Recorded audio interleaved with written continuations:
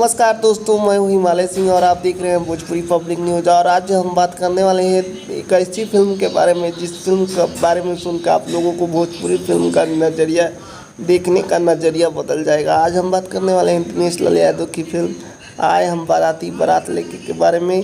इस फिल्म में star cast में है दिनेश लाल यादव, निरहुआ और पंजाब की एक्ट्रेस जय चौधरी।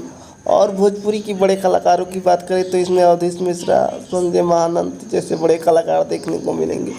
इस फिल्म का टीजर लॉन्च होते ही यूट्यूब पर धमाल मचा दिया है। ऐसा टीजर भोजपुरी में कहीं नहीं बना है। और इस फिल्म का टीजर इतना धमाल मचाया है तो इस फिल्म का ट्रेलर कितना धमाल मचाएगा। ऐसी फिल्मों को नॉर्मल सिनेमा हॉलों में नहीं, मल्टी स्टार सिनेमा हॉल में, नहीं तो OTT प्लेटफॉर्म। लोगों को आए हम बाराती बारात लेके फिल्म का टीजर का कैसा लगा कमेंट करके बताइएगा। और अभी तक नहीं देखे हैं तो जाकर ऐसी फिल्म पर देख लीजिएगा। और आप लोगों को इस फिल्म के ट्रेलर का कितना इंतजार है कमेंट करके बताइएगा। और हमारे चैनल पर नए हैं तो चैनल को सब्सक्राइब करके घंटी का बटन दबाइएगा।